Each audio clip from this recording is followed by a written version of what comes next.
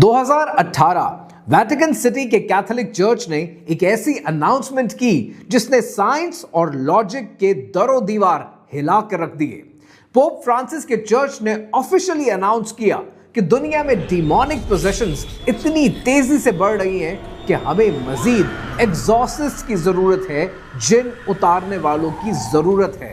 हालात इतने खराब हो गए थे कि कैथोलिक चर्च ने प्रीस्ट को जिन उतारने की ट्रेनिंग का काम टेलीफोन पर ही शुरू कर दिया, क्योंकि केसेस का सैलाब थमने का नाम नहीं ले रहे थे।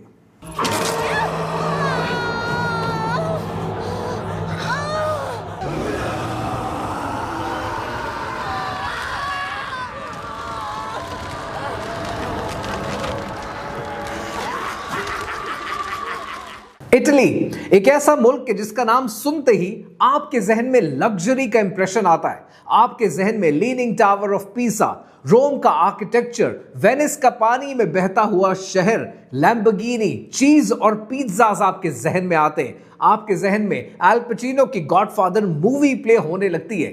पर क्या आपको यह पता है कि हर साल इटली में 5 लाख केसेस रिपोर्ट होते हैं डिमोनिक पोजेशन के, जिन पोजेशन के। और इस वक्त अगर आप डेटा उठाकर देखें तो आप हैरान रह जाएंगे कि अमेरिका में 2005 में सिर्फ 12 एग्जॉर्सिस्ट मौजूद थे और आज इनकी तादाद 150 से भी कहीं ज्यादा है।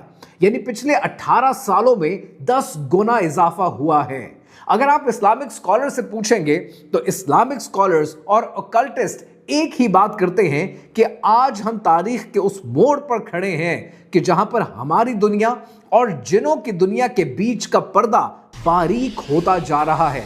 और यही दर हकीकत दज्जाल के आमद की तैयारी है, क्योंकि जब दज्जाल आएगा तब वो जिनों और शयातीन की मदद से उनकी सुपर नेचुरल ताकत को इस्तेमाल करते हुए दुनिया के इंसानों को अपना गुलाम बनाएगा। लेकिन सवाल यह है कि आज ये सब कुछ इतना तेजी से क्यों हो रहा है? आज दुनिया में जिन पोजेशन इतनी स्पीड से क्यों बढ़ रही है? आज क्या वजह है कि आप YouTube पर जाकर इस बारे में या रुकिया के बारे में कोई भी वीडियो सर्च करते हैं तो आपको उसके लाखों व्यूज क्यों देखने को मिलते हैं? क्यों आज इंडोनेशिया में रुकिया क्लिनिक्स तादाद में बढ़ते ही जा रहे हैं? ये सब कुछ एकदम से क्यों हो रहा है? कहानी क्या है, आइए समझते हैं।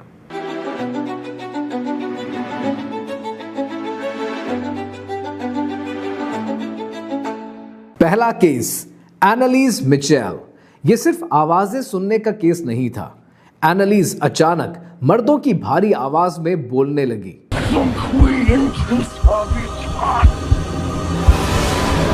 मगर हैरत अंगेज बात यह है कि वो एंशियंट ग्रीक और अरेमिक बोल रही थी, वो ज़बानें जो उसने कभी सीखी ही नहीं थी। वो अपने जिस्म को ऐसी अजीब पोजीशन में मोड़ लेती थी जो किसी इंसानी हड्डी के लिए कभी मुमकिन नहीं था। वो पूरा दिन 600 मर्तबा घुटनों के बल झुकती थी, यहाँ तक कि उसके घुटने टूट गए। वो अपना पेशाब फर्श से चाट लेती थी और कोयले खाती थी। डॉक्टर्स ने इसे एपिलेप्सी और साइकोसिस कहा, मगर उनके पास इस बात का कोई जवाब नहीं था कि उसके जिस्म पर अचानक ऐसे बाइट मार्क्स कैसे आ जाते हैं जहां उसका अपना हाथ भी नहीं पहुंच सकता था। 2005 में हॉलीवुड ने इसके ऊपर एक फिल्म बनाई और इस केस के ऊपर बनने वाली फिल्म का नाम था द एक्सॉर्सिज्म ऑफ एमिली रोज। लेकिन तारीख के पन्नों में हमने इस फिल्म को सिर्फ एक डरावनी फिल्म कहकर छोड़ दिया और ये भूल गए कि ये पूरी कहानी एक सच्चे वाक़े पर मबनी है। दूसरा केस, तारीख के औराक में एक ऐसी कहानी दफन है जो दिमाग को सुन कर देती है। सन 1632 फ्रांस का शहर लुडन। ये कहानी शुरू होती है एक उर्सुलिन कॉन्वेंट से, जहां एक साथ 17 नन्स अचानक पोजेस हो गईं। इन औरतों ने दावा किया कि इन्हें अजीब साए नजर आते हैं जो इनके बिस्तरों के पास खड़े हो जाते हैं। रात के सन्नाटे में पूरे कॉन्वेंट में ऐसी चीखें सुनाई देती हैं जो इंसानी नहीं थीं। जब एग्जॉर्सिस्ट को बुलाया गया तो मंजर अजीब था। ये नन्स हवा में लेविटेट कर रही थी, दीवारों पर चढ़ती थीं और ऐसी जबानें बोलती थीं जो इनके इल्म में कभी थी भी नहीं। لیکن سب سے عجیب و غریب بات یہ تھی کہ جب انہیں پوزیس کرنے والے جنات یا ڈیمن سے ان کا نام پوچھا گیا تو انہوں نے ایک ہی شخص کا نام لیا، فادر اوربین گرینڈیر۔ انہوں نے کہا کہ گرینڈیر نے شیطان کے ساتھ ایک معاہدہ کیا ہے، ایک کانٹریکٹ کیا ہے اور ان ننز کے جسموں کو ان جنات کے حوالے کر دیا ہے۔ پولیس نے جب گرینڈیر کی تلاشی لی تو انہیں ایک ایسا کانٹریکٹ ملا جو الٹے ہاتھ سے لکھا گیا تھا اور اس پر ایسموڈیس اور لیویتھن جیسے بڑے شیطانوں کے دستخط موجود تھے۔ گرینڈیر کو زندہ جلا دیا گیا، مگر حیرت کی بات یہ ہے کہ اس کے مرنے کے بعد بھی وہ ننز کئی سال تک پوزیس رہیں۔ ان کے جسموں پہ خود بخود عجیب و غریب نشانات بنتے، اسٹگمیٹا بھی کہا جاتا ہے، اور یہ نشانات ابھرتے بھی تھے اور خود بخود غائب ہو جاتے تھے۔ یہ کیس اس لیے اہم ہے کیونکہ یہ دکھاتا ہے کہ کیسے سپر نیچرل فورسز ایک پورے گروپ کو کنٹرول کر سکتی ہیں۔ اسکالرز کا کہنا ہے کہ دجال کا آنا بھی اسی طرح کی ایک ماس ہلوسینیشن اور ماس پوزیشن ہوگی، جہاں پر پوری کی پوری قومیں بغیر سوچے سمجھے دجال کی اطاعت کرنا شروع ہو جائیں گی۔ جب پردہ باریک ہوتا ہے تب فرد نہیں، پورے کے پورے معاشرے لپیٹ میں آ جاتے ہیں۔ 1971 میں ہالی ووڈ نے اس کہانی کے اوپر دی ڈیولز کے نام سے مووی بنائی، لیکن اس فلم کو بھی ہم نے یہ سمجھ کر چھوڑ دیا کہ صرف ایک ڈراؤنی فلم ہے۔ ہم یہ بھول گئے کہ یہ فلم بھی سچے واقعات پر مبنی ہے۔ تیسرا کیس 2014 انڈیانا کیس اور لیٹویا ایمونز کیس بھی کہلاتا ہے۔ یہ کیس اس لیے سچا ہے کیونکہ اس میں پولیس اور ڈاکٹرز کی گواہیاں موجود ہیں۔ پولیس کیپٹن چارلز آسٹن نے رپورٹ کیا ہے کہ لٹویا کا 9 سال کا بیٹا ہسپتال کے سٹاف کے سامنے دیوار پر الٹا چڑھ کر چھت تک گیا۔ سوشل ورکر ایلزبتھ ہیٹن نے گواہی دی ہے کہ بچے کو ہوا میں اٹھایا گیا اور غیبی ہاتھوں نے اسے دیوار سے مارا۔ کیپٹن آسٹن جو 30 سال سے پولیس سروس میں تھا، اس نے کہا کہ میں پہلے ان چیزوں پر یقین نہیں کرتا تھا، مگر اس رات جو کچھ اس گھر میں ہوا اور جو طاقت وہاں موجود تھی وہ انسانی نہیں تھی۔ اس گھر کو بعد میں توڑ دیا گیا، مگر وہاں کی دہشت آج بھی زندہ ہے۔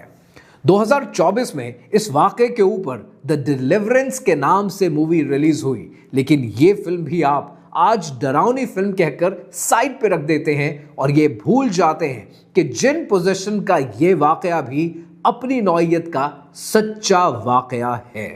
لیکن جہاں کہیں خوف ہوتا ہے، کاروبار بھی وہیں پر ہوتا ہے۔ 2019 میں راولپنڈی میں ایک لڑکی کو پیر کے پاس لایا گیا۔ پیر نے کہا کہ اس لڑکی کے اوپر عفریت کا سایہ ہے۔ 3 دن تک اس لڑکی کو اس پیر کے تہہ خانے میں بھوکا رکھا گیا، اسے زنجیروں سے مارا گیا۔ جب وہ چیختی اور چلاتی تو لوگوں کو یہ بتایا جاتا کہ یہ لڑکی نہیں، یہ وہ جن چیخ رہا ہے جو پیر کی مار کھانے کے بعد اس جسم سے نکلنا چاہتا ہے۔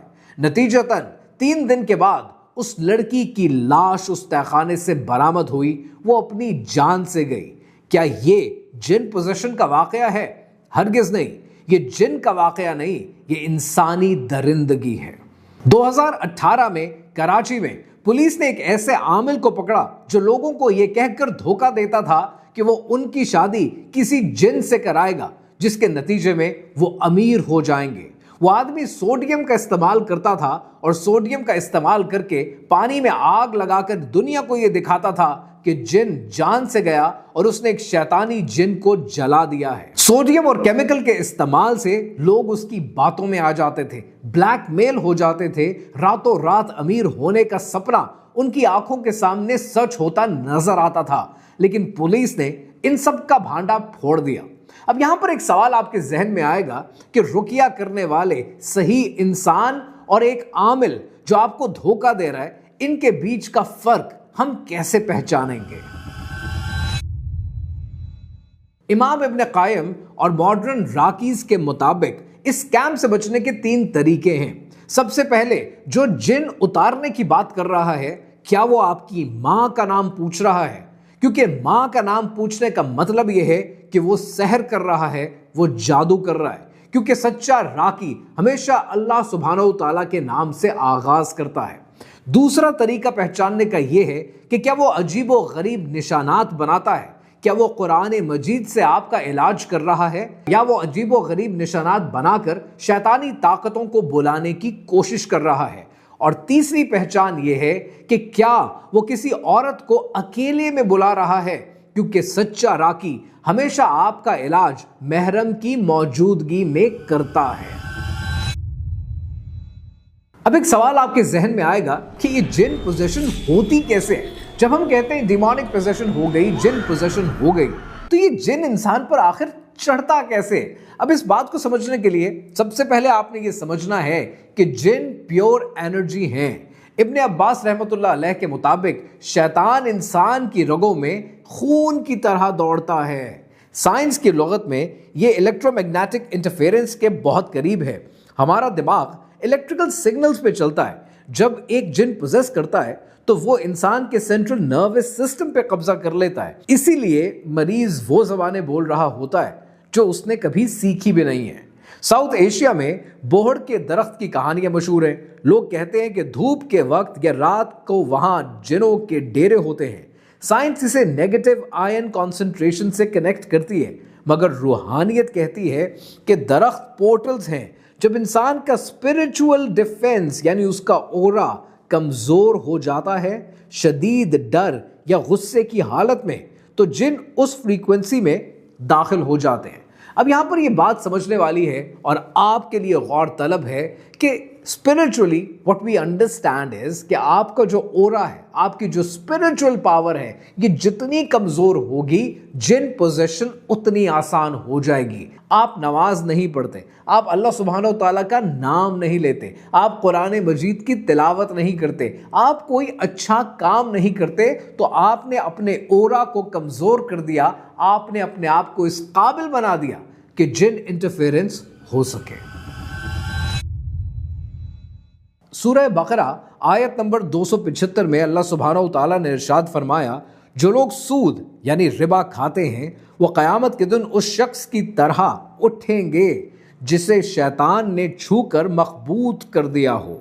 यह आयत वाज़ेह सबूत है कि शैतान का लम्स, उसका टच इंसानी जिस्म को, उसके दिमाग को मखबूतुल हवास कर सकता है। साइंस की डेफिनेशंस और लिमिटेशंस तो हम अच्छे से जानते हैं और उस पर अक्सर बात भी करते हैं, लेकिन जिन सवालों के जवाब साइंस नहीं देती उनके जवाब रूहानियत से मिलते हैं। और रूहानियत का ऐसा ही एक वाकया हज़रत इमाम अहमद बिन हम्बल रहमतुल्लाह अलैह के दौर से है कि जब खलीफा की लौंडी पर जिन का साया हो गया, जिन ने उसके जिस्म को पोजेस कर लिया। वो चीखती थी, चिल्लाती थी, उसकी आंखों के पुतले गायब हो जाते थे।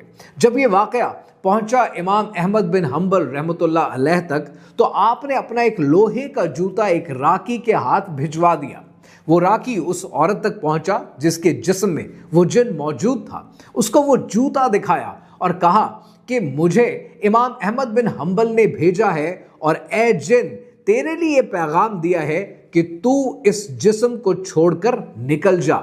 ये बात सुनने के बाद उस औरत के जिस्म में जो जिन मौजूद था, उस जिन ने कहा कि मैं ये जिस्म छोड़ने को तैयार हूं, क्योंकि अहमद बिन हम्बल ने अल्लाह सुब्हानहू तआला की इताअत की है, और जो अल्लाह की इताअत करता है हर चीज उससे डरती है। कुछ अरसा गुजरा, इमाम अहमद बिन हम्बल रहलत फरमा गए और एक बार फिर वो जिन उसी जिस्म के अंदर आ गया। तो लोगों ने फिर वो लोहे का जूता दिखाया और बताया, पूरा वाकया याद कराया। तो जिन ने कहा कि मैं लोहे के जूते से नहीं डरता, इमाम अहमद बिन हम्बल अब नहीं रहे, अब मुझे लोहे के जूते से डर नहीं है, क्योंकि इलाज इस लोहे के जूते में नहीं है, इलाज साहिबे इल्म के तकवे में है। आज अहले सुन्नत वल जमात के 4 स्कूल्स ऑफ जूरिस्प्रूडेंस मौजूद हैं, जिनमें हनफी, मालिकी, शाफी और हम्बली शामिल हैं। इमाम अबू हनीफा रहमतुल्लाह अलैह ने रुकिया और ताऊज़ पर जोर दिया है। इमाम मालिक रहमतुल्लाह अलैह ने नज़र बद के लिए मखसूस दुआएं बताई हैं और उनका तरीका बताया है। इमाम शाफी रहमतुल्लाह अलैह ने जिन्नात से दोस्ती या उन्हें देखने के दावे को मुस्तरद और रद्द किया है, और इमाम अहमद रहमतुल्लाह अलैह ने वो तरीका थ्रेटनिंग का अपनाया है और कमांडिंग का अपनाया है। لیکن کسی اسکول آف تھاٹ نے جن پوزیشن کا انکار نہیں کیا ہے۔ اب آتے ہیں اپنے اس پہلے سوال کی جانب کہ یہ سب کچھ اتنا زیادہ اتنا جلدی کیوں ہو رہا ہے؟ And the answer is very simple, because we are living in the end of times. پردہ باریک ہو رہا ہے۔ دجال کی سب سے بڑی ڈسپشن اس کی یہ سپر نیچرل ڈسپشن ہے، جس کے ذریعے وہ جنوں کا استعمال کرے گا، شیاطین کا استعمال کرے گا عام انسانوں کو بہکانے کے لیے۔ ابن ماجہ میں درج حدیث نبوی صلی اللہ علیہ وآلہ وسلم کے مطابق قیامت سے پہلے سحر عام ہو جائے گا۔ جنوں کی دنیا، شیاطین کی دنیا ہماری دنیا میں مکس ہو رہی ہے۔ ویٹیکن کا پینک ہونا بنتا ہے۔ انڈونیشیا میں بڑھتے ہوئے رقیہ کلینکس بنتے ہیں، کیونکہ جتنے زیادہ رقیہ کلینکس ہوں گے وہ ثابت کرتے ہیں کہ آج دنیا میں جن پوزیشن کتنی کامن ہوتی جا رہی ہے، اور یہ سب کچھ دجال کی آمد سے پہلے اس کے لیے ایک فوج کا تیار کرنا ہے، جس میں جنوں اور شیاطین کی ضرورت دجال کو پڑے گی۔ اس سب کے بیچ میں آپ کی پروٹیکشن، آپ کا وضو، آپ کا اللہ سبحانہ و تعالیٰ کو یاد کرنا، آپ کا نماز پڑھنا، آپ کا آیت الکرسی پڑھنا، اور اپنے بچوں کے لیے ہر وقت اٹھتے بیٹھتے رقیہ کرنے میں ہے۔ اگلی بار اگر آپ کمرے میں اکیلے ہوں اور آپ کو یہ احساس ہو کہ کوئی آپ کو دیکھ رہا ہے، تو لازمی نہیں کہ یہ آپ کا وہم ہو سکتا ہے کہ کوئی جن آپ کے قریب ہو، لیکن سوال یہ ہے کہ کیا آپ اپنے اسپرچویلٹی کو اتنا پاک رکھیں گے کہ کوئی جن آپ کے نزدیک بھی نہ بھٹکے، یا آپ بھی گمراہی کا راستہ اختیار کریں گے؟